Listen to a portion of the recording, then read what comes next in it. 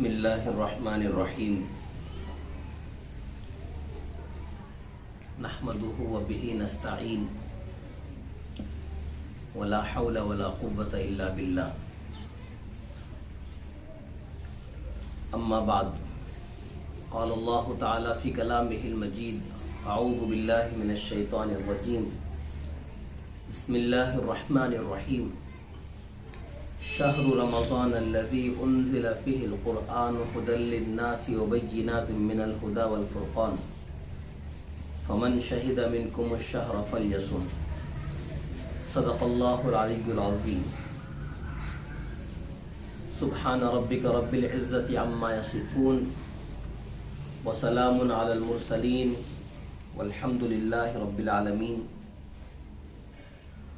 اللهم صل على سيدنا محمد وعلى آل سيدنا محمد وبارك وسلم اللهم صل على سيدنا محمد وعلى آل سيدنا محمد وبارك وسلم اللهم صل على سيدنا محمد وعلى آل سيدنا محمد وبارك وسلم. محترم حضرات اور پردہ نشین ملت اسلامیہ کی مائیں اور بہنیں، اس وقت ہم لوگ شعبان کی آخری دنوں میں موجود ہیں. 3-4 دنوں میں ماہ رمضان شروع ہو جائے گا. اور ماہ رمضان کیا ہے؟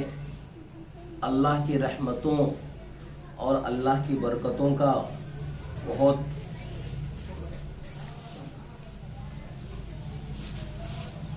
اللہ کی رحمتوں اور برکتوں والا مہینہ ہے. فرماتے ہیں رحمت خداوندی بہانہ بھی جو ہے کہ اللہ کی رحمت بندوں کی مغفرت کے، بندوں کو معاف کرنے کے بہانے ڈھونڈتی ہے. بہانے سے اللہ پاک اپنے بندوں کو معاف فرماتے ہیں، اپنے بندوں سے راضی ہوتے ہیں اللہ پاک. تو انہی میں سے ایک بہت بڑا ذریعہ اللہ کی رحمتوں کے حاصل کرنے کا، اللہ کی برکتوں کے حاصل کرنے کا وہ رمضان کا یہ مبارک مہینہ ہے اور بہت قیمتی مہینہ ہے. اور یہ بات ہم سب جانتے ہیں، مرد اور خواتین سارے، کہ دنیا میں جو چیز جتنی قیمتی ہوتی ہے اس کی حفاظت بھی اتنے ہی زیادہ اہتمام سے کی جاتی ہے. بیکار چیزیں، مٹی اور بھوسا وغیرہ ہمیں سڑکوں پر مل جائیں گے، اس کی حفاظت کا انتظام نہیں کیا جاتا. تو جو جتنی معمولی چیز ہوتی ہے اس کو اتنا ہی لوگ جو ہے نظر انداز کر دیتے ہیں، حفاظت کا خاص انتظام نہیں کرتے. اور جو چیز جتنی زیادہ قیمتی ہوتی ہے اس کی حفاظت کا انتظام اتنے زیادہ اہتمام سے لوگ کرتے ہیں. سونا، چاندی، زیور ہمارے پاس ہوتے ہیں تو ہم میں کا کوئی بھی اپنے گھر کے باہر نہیں رکھتا. ان چیزوں کو تار پر نہیں لٹکاتے ہم باہر کہ لوگوں کو نظر آئے کہ ہمارے گھر میں یہ چیزیں ہیں. ہم میں کا کوئی ایسا کام نہیں کرتا، بلکہ ہمیں پتا ہے کہ وہ قیمتی چیزیں، اسی لیے اپنے گھر کے اندر الماری کے لاکر میں، تجوری میں ہم بڑی حفاظت کے ساتھ جو ہے ان قیمتی چیزوں کا اہتمام کرتے ہیں حفاظت کی خاطر. تو یہ دنیا کا دستور ہے، اصول ہے کہ جو چیز جتنی زیادہ قیمتی ہوتی ہے اس کی حفاظت کا اتنا ہی زیادہ اہتمام کیا جاتا ہے. اب یہ رمضان کا مہینہ اللہ کی رحمتوں اور برکتوں کے آئینے میں اتنا مبارک ہے، اتنا قیمتی ہے، تو پھر اندازہ فرمائے کہ مجھے، آپ کو، ہم سب کو اس کی حفاظت کا کتنا اہتمام کرنا چاہیے، کس طرح سے اس میں اپنے وقت کو، اپنی عبادتوں کو جو ہے ہر قسم کے نقصان سے بچانا ہے ہم کو. تو یہ سب سے پہلے ہمیں سوچنا چاہیے، اس لیے کہ ہمیں نہیں معلوم دنیا میں اب تک کی زندگی میں ہماری بہت سے رمضان ہماری زندگی میں آئے اور گئے. یہ رمضان جو ہمارے سامنے آ رہا ہے یہ ہمارا کوئی پہلا رمضان نہیں ہے. ہم میں سے ہر ایک کی جتنی عمر ہے، اپنی اپنی عمر کے اعتبار سے جس کی جتنی عمر ہے اتنے مرتبہ رمضان آیا اور چلا گیا، اور رمضان اب بھی ہمارے سامنے آ رہا ہے۔ لیکن سوچنے اور سمجھنے کی بات یہ ہے کہ اتنے رمضان ہمارے اوپر سے ہو کر گزر چکے ہیں، تو ہماری زندگیوں میں کیا تبدیلی پیدا ہوئی ہے، ہمارے اخلاق میں کتنی ترقی ہوئی ہے، ہمارے حالات میں کتنا بدلاؤ آیا ہے، ہمارے قرآن سے محبت میں کتنی ترقی ہوئی ہے۔ یہ مختلف قسم کے سوالات ہیں جن پر ہمیں غور کرنے کی ضرورت ہے کہ اتنے رمضان ہمارے اوپر آئے اور گئے، عبادت کے سیزن، اللہ کی رحمتوں اور برکتوں کے مہینے آئے اور گئے، ہم نے اپنے جو ہے ڈیولپمنٹ کے لیے، دینی ترقی کے لیے کتنا اہتمام کیا، کتنی محنتیں ہم نے کی، یہ سوچنے کا سوال ہے۔ اگر اتنے رمضان آئے اور چلے گئے اور دین کے اعتبار سے پہلے جہاں تھے آج بھی وہیں پر ہیں ہم، اگر پہلے نمازوں کا اہتمام نہیں کرتے تھے آج بھی نمازوں کا اہتمام نہیں کر رہے، پہلے ہمیں قرآن پاک کی تلاوت کرنا نہیں آتا تھا، قرآن پاک دیکھ کر تجوید کے ساتھ پڑھنا ہم کو نہیں آتا تھا، اور اتنے سال کے بعد بھی آج بھی نہیں آتا ہم کو قرآن دیکھ کر پڑھنا، تو پھر ہم نے کیا ترقی کی دینی اعتبار سے؟ قرآن اللہ کی کتاب ہے اور ہم مسلمان ہیں، مسلمان کی ذمہ داری ہے قرآن کو پڑھنا اور قرآن کے پیغام کو عام کرنا۔ تو ہم مسلمان خود کو کہتے ہوئے اگر قرآن پڑھ نہیں سکتے تو ہم قرآن کے پیغام کو دوسروں تک کیا پہنچا پائیں گے؟ اگر کوئی غیر مسلم ہم کو پوچھے گا کہ تمہارا قرآن کیا کہتا ہے، کیا لکھا ہے قرآن میں، تو ہم کیسے اس کو پیغام دے پائیں گے کہ ہمارے قرآن میں یہ جو ہے ہدایتیں اور پیغام، اللہ کے میسج قرآن کے اندر موجود ہے، ہم کیا دے پائیں گے؟ بحیثیت مسلمان ہم میں سے ہر ایک بندہ داعی ہے، ہر ایک کی ذمہ داری ہے کہ اللہ کے پیغام کو اللہ کے بندوں تک پہنچائے۔ تو یہ ذمہ داریاں ہم نے کس حد تک اپنی ادا کی ہے، اور اگر یہ احساس ہمارے اندر نہیں ہوگا کہ ان مبارک وقتوں میں ہم اپنے دینی اعتبار سے ترقی کریں، یہ احساس، یہ فکر اگر ہم کو نہیں ہوگی، تو جس طرح بہت سے رمضان آئے اور گئے ہمارا کچھ نہیں فائدہ ہوا، ایسے ہی یہ رمضان بھی آئے گا اور چلا جائے گا، دینی اعتبار سے کوئی ترقی ہماری نہیں ہوگی۔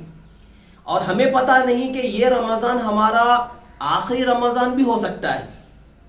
کتنے ایسے لوگ ہوں گے جو گزشتہ رمضان ہمارے درمیان موجود تھے اور اس رمضان کے آنے سے پہلے پہلے وہ اللہ کو پیارے ہو گئے، انتقال ہو گیا ان کا۔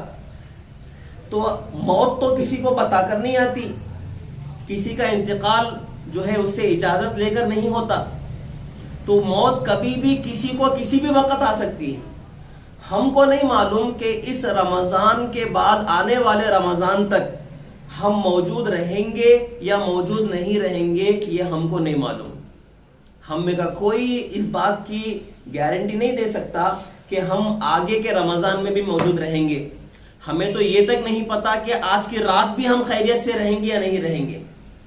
بلکہ صحابہ تو یہاں تک فرماتے تھے کہ نماز پڑھتے وقت ایک طرف سلام پھیر دیا، دوسری طرف سلام پھیرنے تک بھی ہماری زندگی کی کوئی گارنٹی ہمارے پاس نہیں ہے۔ ایک طرف سلام پھیرنے کے بعد دوسری طرف سلام پھیرنے تلک بھی ہم زندہ رہیں گے یا نہیں رہیں گے، ہم کو نہیں معلوم۔ تو جب زندگی اتنی بے وفا ہے کہ کبھی بھی کسی بھی وقت ساتھ چھوڑ سکتی ہے، تو پھر کس بات کا ہمیں انتظار ہے، کس بات کا انتظار ہے؟ تو اسی لیے رمضان کو ایسے گزارنا ہے ہمیں کہ گویا ہماری زندگی کا آخری رمضان ہے۔ فرماتے ہیں نماز ایسے پڑھو جیسے کہ زندگی کی آخری نماز پڑھ رہے ہو۔ ہر نماز یہ سوچ کر بندہ پڑھے گا تو اندازہ فرمائے کہ وہ نماز کا مقام کتنا بڑھ جائے گا۔ جب بندہ یا بندی یہ سوچ کر نماز ادا کر رہی ہو کہ میری یہ نماز شاید میری زندگی کی آخری نماز ہے، پتہ نہیں اگلی نماز کا موقع مجھے ملے گا یا نہیں ملے گا، تو کتنی توجہ کے ساتھ، کتنا دل لگا کر، کتنا جو ہے اللہ کے سامنے جو ہے نیاز مندی کے ساتھ، کتنی عظمت کے ساتھ وہ نماز ہم پڑھیں گے، اور وہ نماز اللہ کے پاس کیسی قبول ہوگی ہماری، اندازہ فرما سکتے ہیں ہم میں سے ہر کوئی. تو نماز بھی ہر نماز یہ سوچ کر پڑھنے کی ضرورت ہے کہ یہ میری زندگی کی آخری نماز ہو. ایسے ہی رمضان کا جو مہینہ ہمارے سامنے آ رہا ہے یہ سوچ کر ہمیں گزارنا ہے کہ گویا یہ مبارک مہینہ رمضان کا شاید میری زندگی کا آخری رمضان ہے. اس کے بعد زندگی رہے نہ رہے، زندگی رہتی یا نہیں رہتی کچھ خبر نہیں. تو جب اس طرح سے یہ سوچ کر ان فکروں کے ساتھ اگر ہم رمضان کا مہینہ گزاریں گے تو انشاءاللہ تعالی رمضان کی رحمتوں سے، اس کی برکتوں سے ہم اپنا دامن بھر سکیں گے، ہم اپنے دامن کو بھر سکیں گے، اور بہت سارے دینی جو ہے منافع اور دینی ترقی ہمارا جو ہے ہمارے حصے میں آئے گی. تو یہ سوچنے کی ضرورت ہے. اور زندگی یہ آخرت کی کھیتی کے لیے دی گئی ہے ہم کو. جو زندگی ہم گزار رہے ہیں یہ زندگی ہمیں آخرت کی کھیتی کے لیے دی گئی ہے کہ جو یہاں پر ہم کریں گے، جو بوئیں گے وہی کاٹیں گے. اس دنیا کی زندگی میں جو اعمال ہم کریں گے انہی اعمال کا بدلہ آخرت میں ہم کو ملنا ہے. یہ زندگی آخرت کی کھیتی ہے. اگر یہاں پر ہم کھیتی صحیح طریقے پر نہیں کریں گے تو پھر وہاں ہم کو کیا ملے گا؟ آخرت میں. آخرت میں ہمیں کچھ نہیں ملے گا. اور آخرت کا دن ہے بڑا سخت، آخرت کا دن ہے بڑا سخت. قرآن کریم نے فرمایا یوم یجعل الولدان شیبا، کہ وہ آخرت کا دن اتنا خطرناک اور اتنا سخت ترین دن ہوگا، بچوں کو بوڑھا بنا دے گا. اندازہ فرمائے قرآن نے کیسی تعبیر اختیار فرمائی ہے کہ کتنا سخت دن ہوگا کہ بچوں کو بوڑھا بنا دے گا. اس سے بہتر تعبیر ہو ہی نہیں سکتی. دنیا میں ہم دیکھتے ہیں، سنتے ہیں کہ جو آدمی بہت زیادہ ٹینشن میں ہوتا ہے، بہت زیادہ پریشانی میں، ڈپریشن میں اپنا وقت گزار رہا ہوتا ہے، سوچ میں ڈوبا ہوا ہوتا ہے، تو اس پر بڑھاپا جلدی آ جاتا ہے. اس کا جسم اندر سے کھوکھلا ہو جاتا ہے، کمزور پڑ جاتا ہے، اندر سے ساری قوتیں اس کی ختم ہو جاتی ہیں. تو بوڑھا جلدی ہو جاتا ہے آدمی زیادہ سوچ اور پریشانیوں میں رہنے کی وجہ سے. اسی لیے ڈاکٹرز بھی کیا کہتے ہیں کہ سکون میں رہو، مزے سے رہو، چیزوں کو دل پہ مت لو، زیادہ لائٹ لے کے ہٹا دیا کرو، تو دل کے اوپر زیادہ بوجھ نہ ڈالا کرو، اس لیے کہ اس کا اثر صحت پر پڑتا ہے، صحت کمزور ہوتی ہے. تو دیکھیں دنیا میں یہ چیزیں ہم دیکھتے ہیں اور سنتے ہیں، محسوس بھی کرتے ہیں لوگ جو ان حالات سے گزرتے ہیں. اللہ نے کیسی تعبیر اختیار فرمائی یوم یجعل الولدان شیبا، کہ وہ قیامت کا دن اتنا سخت ترین دن ہوگا کہ بچوں کو بوڑھا بنا دے گا. بچوں کو اس کی ہولناکی، اس کا ڈر، اس کا خوف ایسا ہوگا کہ چھوٹے چھوٹے بچوں کو بوڑھا بنا دے گا. اتنا سخت ترین دن کے بارے میں قرآن نے کہا ہے ہم کو. اور قرآن نے کیا کہا اس دن کے ہولناکی کے بارے میں؟ یوم یفر المرء من اخیہ وامہ وابیہ وصاحبتہ وبنیہ لکل امرئ منہم یومئذ شأن یغنیہ، کہ وہ دن ایسا ہوگا کہ آدمی اپنے بھائی سے دور بھاگے گا، اپنی ماں سے دور بھاگے گا، اپنے باپ سے دور بھاگے گا، اپنے دوستوں سے دور بھاگے گا. دنیا میں جو ساتھ میں گزارتے تھے اور ایک دوسرے کے لیے جان دینے کے لیے تیار ہوتے ہیں دنیا میں، ایسے لوگ بھی قیامت کے دن ایک دوسرے سے دور بھاگیں گے کہ پتہ نہیں اگر اس کو مل گیا تو شاید کچھ نیکیاں مانگ لے گا، شاید نیکیاں مانگ لے گا، اور اس وقت نیکی کی قیمت بہت ہوگی. آج ہم کو احساس نہیں ہے، لیکن اس دن نیکیوں کی اصل قیمت جو ہے معلوم ہوگی ہم کو.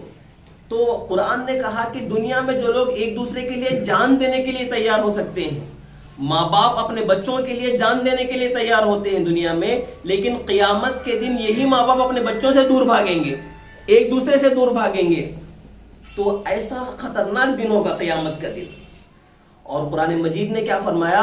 یود المجرم لو یفتدی من عذاب یومئذ ببنیہ، یود المجرم لو یفتدی من عذاب یومئذ ببنیہ، کہ مجرم لوگ یہ چاہیں گے کہ اللہ کے عذاب سے بچنے کے لیے اگر اپنے بچوں کو بھی قربان کرنا پڑا تو قربان کر دوں. یعنی دنیا میں تو ہر باپ کی یہ خواہش ہوتی ہے، ہر ماں کی یہ خواہش ہوتی ہے کہ دنیا کی کوئی بھی مصیبت ہو میرے بچے پر نہ آئے، میرے اوپر آ جائے. ہر باپ یہی سوچتا ہے اور ہر ماں یہی سوچتی ہے کہ مصیبتیں تکلیفیں مجھے آئے لیکن میری اولاد کو نہ آئے. جی اولاد سے پہلے ہم مر جائیں لیکن ہماری اولاد کو کچھ نہ ہو، یہ دنیا میں ہماری سوچ ہے. لیکن آخرت کا جو دن ہوا، قیامت کے دن، اللہ نے کیا فرمایا قرآن میں کہ لوگ یہ چاہیں گے کہ اگر اولاد کو اللہ کے حوالے کر کے مجھے نجات مل سکتی ہے، اولاد کو عذاب میں ڈال کر مجھے نجات مل سکتی ہے، تو اولاد کو عذاب کے حوالے کر دوں گا اور میں جنت میں چلا جاؤں گا۔ وہاں پر مصیبت لوگ یہ چاہیں گے کہ میری اولاد پر آ جائے، میں بچ جاؤں۔ اسی کو کہتے ہیں نفسا نفسی کا عالم۔ نفسا نفسی کا عالم، ہر بندہ اپنی ہی دھن میں ہوگا، کوئی کسی کا نہیں ہوگا۔ تو اندازہ کریں کہ اس دن کی تیاری کے لیے ہمیں کتنی محنت کرنی چاہیے۔ اس دن کی تیاری کے لیے ہمیں بہت محنت کرنی چاہیے، اور انہی محنتوں کے لیے، تیاریوں کے لیے یہ مبارک مہینہ ہمارے سامنے آ رہا ہے، رمضان کا مبارک مہینہ۔ رمضان کے اس مبارک مہینے میں سب سے اہم چیز ہمارے لیے روزہ ہے۔ قرآن کریم میں اللہ نے فرمایا من شہد منکم الشہر فلیصم، کہ جب رمضان کا مہینہ آ جائے تو تم روزہ رکھنے کا اہتمام کرو۔ روزہ بہت مبارک عبادت ہے اللہ کی۔ روزہ اللہ کی بہت بڑی اور بہت مبارک عبادت ہے کہ بندہ اللہ کی محبت میں اللہ کو راضی کرنے کی خاطر جو ہے جائز چیزوں کو بھی اپنے اوپر حرام کر لیتا ہے۔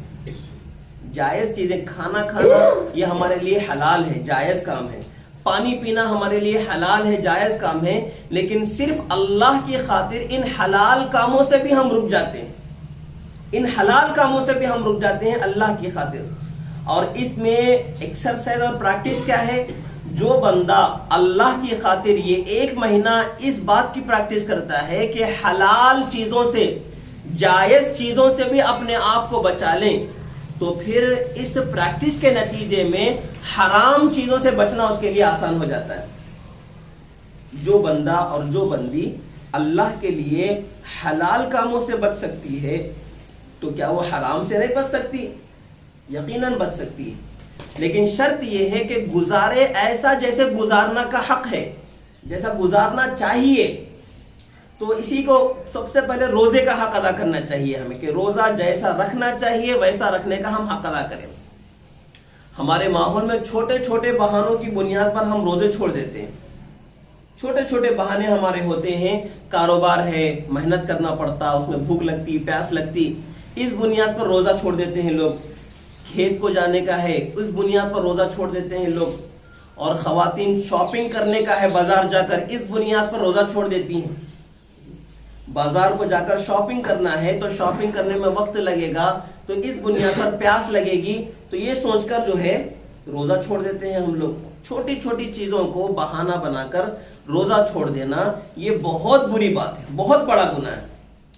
اور جان بوجھ کر ایک روزہ بھی اگر چھوڑ دیے، نبی نے فرمایا اگر اس کی تلافی کے لیے زندگی بھر بھی روزہ رکھے پھر بھی اس کا حق ادا نہیں ہو سکتا۔ رمضان کا ایک روزہ اتنا قیمتی ہے کہ اگر جان بوجھ کر چھوڑ دیے، اس کے بعد زندگی بھر بھی بندہ روزہ رکھے، اس کو کور کرنے کے واسطے پھر بھی اس کا حق ادا نہیں ہو سکتا۔ اتنا قیمتی روزہ ہے رمضان کا روزہ۔ اور نبی نے کتنی جو ہے باتیں بیان فرمائی روزے دار کے لیے، کہ روزے دار کے منہ سے جو بدبو پیدا ہوتی ہے، جی مختلف بھوکا رہنے کی وجہ سے معدے سے جو بدبو نکلتی ہے، اللہ کے نزدیک وہ بدبو جو ہے مشک و عنبر سے زیادہ قیمتی ہے۔ اللہ کے نبی علیہ السلام نے فرمایا کہ روزے دار کے لیے تو سمندر کی مچھلیاں بھی دعا کرتی ہے اللہ سے۔ اللہ کے نبی فرماتے ہیں کہ روزے دار کے لیے روزانہ رمضان میں جنت کو سجایا جاتا ہے، جنت کو سجایا جاتا ہے روزانہ۔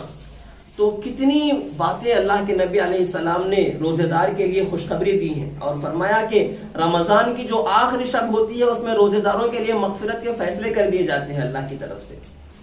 تو اتنے بڑے بڑے انعامات جب اللہ کے حبیب محمد مصطفیٰ صلی اللہ علیہ وسلم نے ہمیں بتائے ہیں، ہمیں سمجھائے ہیں، تو پھر ہماری یہ ذمہ داری ہے کہ ان انعامات کو حاصل کرنے کے لیے ہم محنت کریں، ہم کوشش کریں ان انعامات کو حاصل کرنے کے لیے۔ اسی طرح اپنے بچوں کو بھی روزے کی عادت ڈالیں، جی بچوں کو بھی اپنے روزوں کی عادت ڈالیں۔ بہت سے گھروں میں دیکھنے کو ملتا ہے کہ بڑے لوگ بہانے بنا بنا کر روزہ چھوڑتے ہیں، اور چھوٹے چھوٹے بچے ہوتے ہیں لیکن بعض بڑوں کو دیکھ کر وہ چاہت کرتے ہیں کہ میں بھی روزہ رہوں گا۔ چھوٹی چھوٹی بچیاں یہ خواہش کرتی ہیں کہ امی میں بھی روزہ رہوں گی۔ تو ہماری یہ ذمہ داری ہے کہ یہ نہ سوچے کہ رہ پائے گی یا نہیں رہ پائے گی بچی، یہ نہ سوچے کہ بیٹا رہ پائے گا یا نہیں رہ پائے گا روزہ، بلکہ اس کو شروع کرائے روزہ۔ جب وہ ہمت کر رہا ہے، ہم ہمت کرنے میں کیا جائے گا ہمارا؟ جتنا وقت بھی گزارے گا روزے کی حالت میں۔ تو صحابیہ کا یہ ماحول تھا کہ بچوں کو روزہ رکھانے کی عادت ڈالتے تھے۔ بچے جب درمیان میں بھوک کی جو ہے چاہت کرتے تھے، کھانے کا من کر رہا ہے، بھوک لگ رہی ہے، تو پھر ان کو کھیل میں جو ہے الجھا دیتے تھے، کھیل میں لگا دیتے تھے ان کو، تو کھیل کے ذریعے سے بچوں کو بھوک سمجھ میں نہیں آتی تھی، تو اس طرح ان کا روزہ مکمل کیا جاتا تھا۔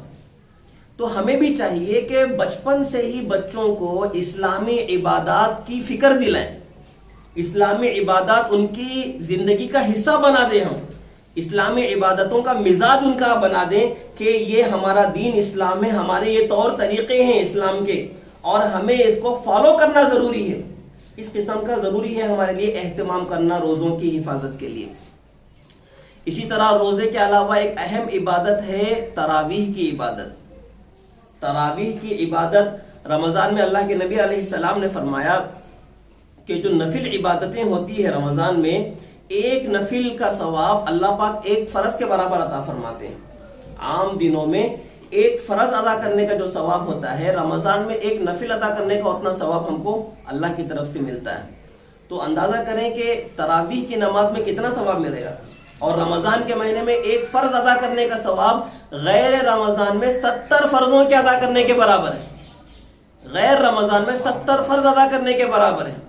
تو تراویح بہت بڑی عبادت ہے، اور 20 رکعت نماز تراویح جو ہے سنت موقدہ ہے، اسی پر امت کا اتفاق ہے۔ نبی پاک صلی اللہ علیہ وسلم نے تراویح ادا فرمائی، 20 رکعت نماز تراویح ادا کری، حضور نے 20 رکعت نماز تراویح ادا فرمائی۔ مصنف ابن ابی شیبہ جو ہے تاریخ جرجان للسہمی، حضور پاک علیہ السلام سے حضرت عبداللہ بن عباس رضی اللہ عنہ سے حضرت جابر بن عبداللہ رضی اللہ عنہ سے روایت نقل کی گئی ہے کہ حضور علیہ السلام 20 رکعت نماز تراویح ادا کرتے تھے، اور حضور نے 20 رکعت نماز تراویح صحابہ کو پڑھائی۔ صحابہ کرام خلفائے راشدین کا بھی یہی طریقہ تھا کہ 20 رکعت نماز تراویح انہوں نے ادا کی، اور وہاں سے لے کر آج تک پورے 1450 سال کی امت کا جو تاریخی سلسلہ ہے، ہر زمانے میں ہر جگہ پر امت 20 رکعت نماز تراویح ہی پڑھتی آ رہی ہے۔ اب جو لوگ 20 رکعت سے کم تراویح کی بات کرتے ہیں، وہ اصل میں امت کو توڑنا چاہتے ہیں۔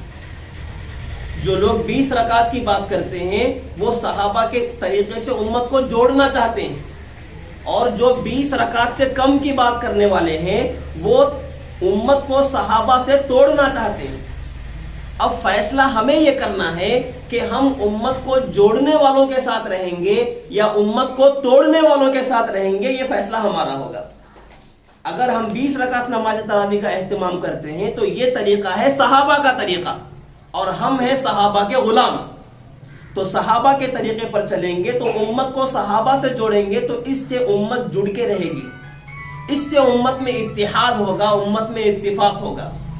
اگر صحابہ کے طریقوں سے ہٹائیں گے امت کو تو یہ امت ٹوٹ جائے گی، امت کے اندر پھوٹ پڑ جائے گی، نفرتیں پھیل جائیں گی امت کے اندر۔ تو بہتر طریقہ کیا ہے؟ جو طریقہ نبی کا دیا ہوا ہے، جس طریقے پر صحابہ چلے، جس طریقے پر خلفائے راشدین قائم رہے، جو طریقہ امت کا 1450 سال سے چلا آ رہا ہے، اسی طریقے پر قائم رہنا، اپنی طرف سے ایکسٹرا کام نہیں کرنا۔ جو دین ہمارے کو ملا ہوا ہے اللہ کے نبی سے، وہی دین لینا ہے، اسی دین پر قائم رہنا ہے، اپنی طرف سے نیا دین بنانے کی ضرورت نہیں ہے۔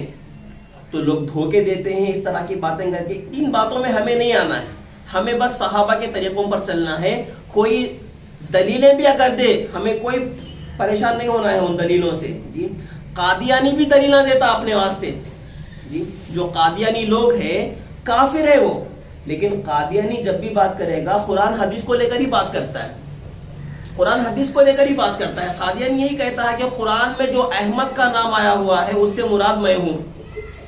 تو کیا ہم یہ سوچ کر قادیانی کو گرین سگنل دیں گے کہ بھائی وہ تو قرآن سے بات کر رہا ہے، دلیل سے بات کر رہا ہے؟ نہیں نا، ہم قادیانی کبھی بھی قبول نہیں کرتے، ایکسپٹ نہیں کرتے قادیانی کو۔ حالانکہ وہ اپنی باتوں میں قرآن پیش کرتا ہے، اپنی باتوں میں حدیثیں پیش کرنے کی کوشش کرتا ہے، لیکن ہمیں پتا ہے کہ وہ قرآن کی آیتیں لے کر، حدیث کی روایتیں لے کر ہم کو دھوکہ دیتا ہے، اسی لیے ہم اس کی دلیلوں کو نہیں مانتے، باوجود اس کے اس کو کافر کہتے ہیں، قادیانی کو، شکیلی کو، مہدوی کو، ان ساروں کو ہم کافر کہتے ہیں اس لیے کہ وہ دھوکہ دیتے ہیں۔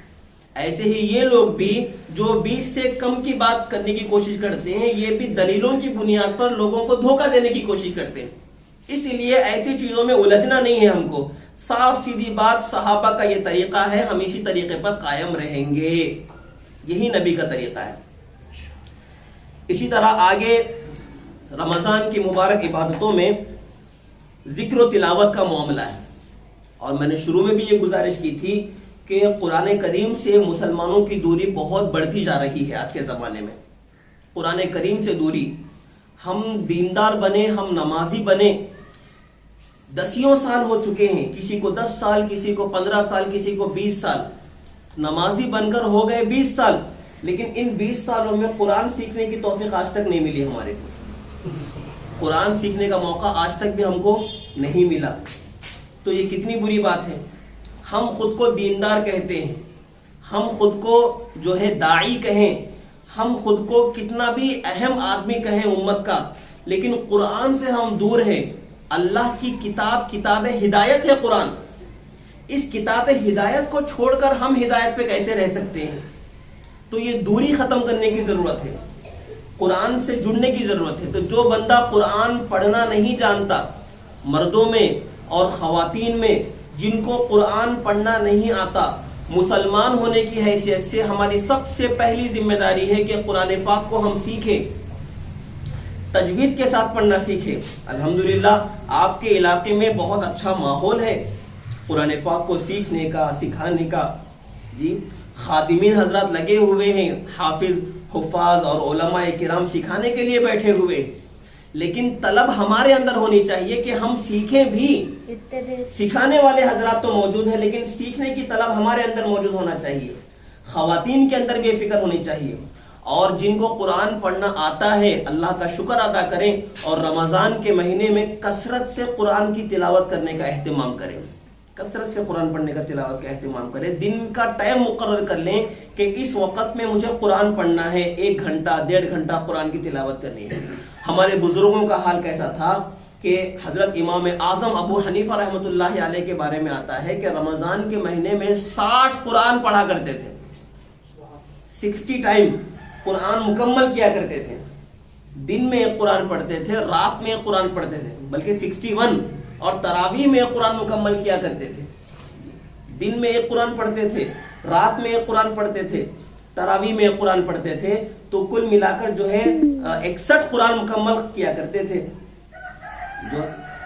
تو کتنا، اتنے بڑے آدمی ہیں لیکن قرآن سے محبت کتنی گہری ہے۔ حضرت شیخ الحدیث مولانا زکریا صاحب رحمۃ اللہ علیہ کے بارے میں جو ہے یہ بات ملتی ہے ہم کو کہ رمضان کا مہینہ جب شروع ہوتا تھا تو حضرت کسی سے ملتے نہیں تھے، کسی سے ملتے نہیں تھے، بس اپنے کمرے میں تلاوت میں ہی لگے ہوئے رہتے تھے، تلاوت میں ہی لگے ہوئے رہتے تھے۔ تو یہ بزرگوں کا حال ہے، اب سنانے کا واقعہ ہے لیکن وقت کی اجازت نہیں ہے۔ اسی طرح آخری بات آپ کے سامنے رکھنا یہ ہے کہ رمضان عبادات کا مہینہ ہے، تو ان عبادات کے مہینے میں گناہوں سے بچنے کا اہتمام کرنا نہایت ضروری ہے۔